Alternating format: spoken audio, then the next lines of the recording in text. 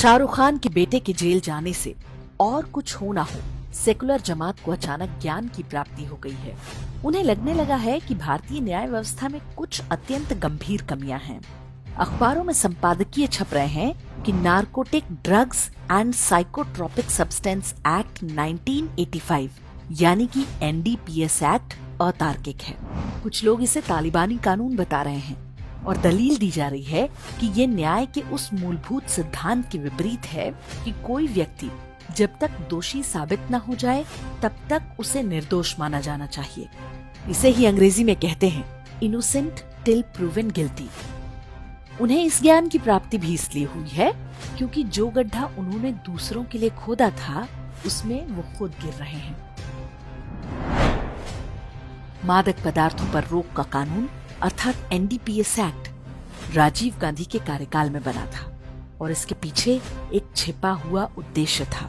तब सोचा गया था कि ये कानून कुंभ जैसे हिंदू आयोजनों में चरस गांजे का सेवन करने वाले साधु संतों को जेल भेजने के काम आएगा।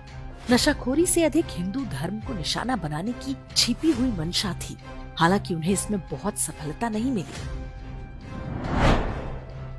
राजीव गांधी के ही समय में अनुसूचित जाति और जनजाति अत्याचार निवारण कानून अर्थात SC/ST एक्ट भी बना था।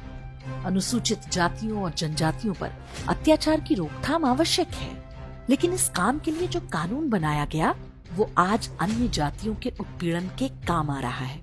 सर्वोच्च न्यायालय भी कह चुकी है कि SC/ST एक्ट ब्लैकमेलिंग का माध्यम बन गया है, क्योंकि इस कानून में शिकायत दर्ज होते ही बिना जांच के गिरफ्तारी कर ली जाती है।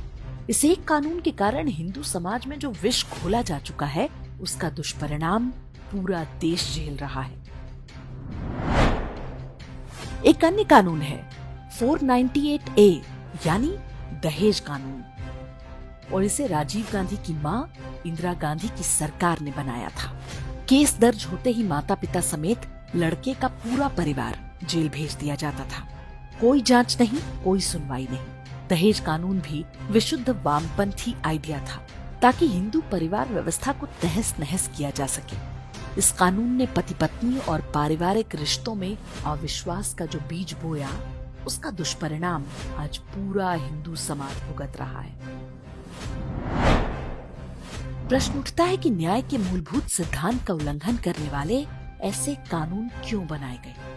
राजनीतिक परिवारों की विशेषता होती है कि वे कुछ NGO और एक्टिविस्ट टाइप लोगों से घिरे रहते हैं। वहीं से उन्हें ऐसे मूर्खतापूर्ण आइडिया मिलते हैं। इनका परिणाम इन नेताओं के निर्णयों पर स्पष्ट देखा जा सकता है। मनमोहन सिंह के कार्यकाल में सोनिया गांधी ने प्रधानमंत्री पद के ऊपर नेशनल एडवाइजरी काउंसिल बिठा दिया था और इसमें भी NGO की आड़ में ईसाई मिशनरियों का एजेंडा चलाने वाले लोग थे, जिनके निर्णयों ने 10 वर्ष के अंदर हिंदू समाज को वो घाव दिए जो 1000 वर्ष की गुलामी में भी नहीं मिले थे।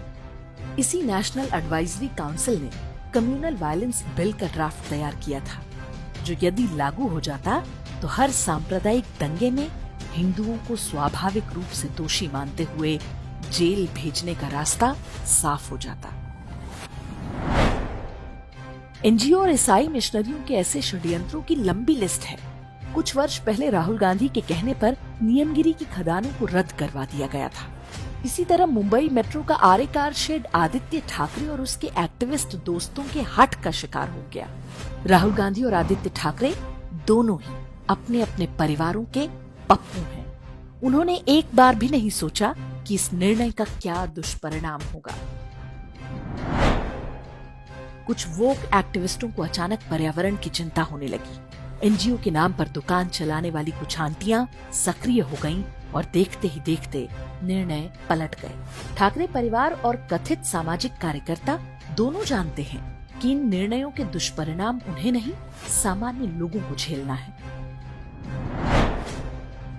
NDPS एक्ट हो, SC/ST एक्ट हो या फिर 498A, इन सभी के पीछे भारतीय धर्म, समाज और परिवार व्यवस्था को तोड़ने का उद्देश्य स्पष्ट दिखाई देता है।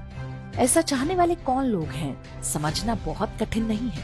भारतीय संविधान में ऐसी कोई व्यवस्था नहीं है जिससे गलत कानून बनाने वालों को दंडित किया जा सके। जिन लोगों ने इन कानूनों की चक्की में पिसकर 20-20 वर्ष जेलों में काटे हैं, उनकी आह उस लुटेरे परिवार को अवश्य लगी होगी जो इन सारे षड्यंत्रों के पीछे है।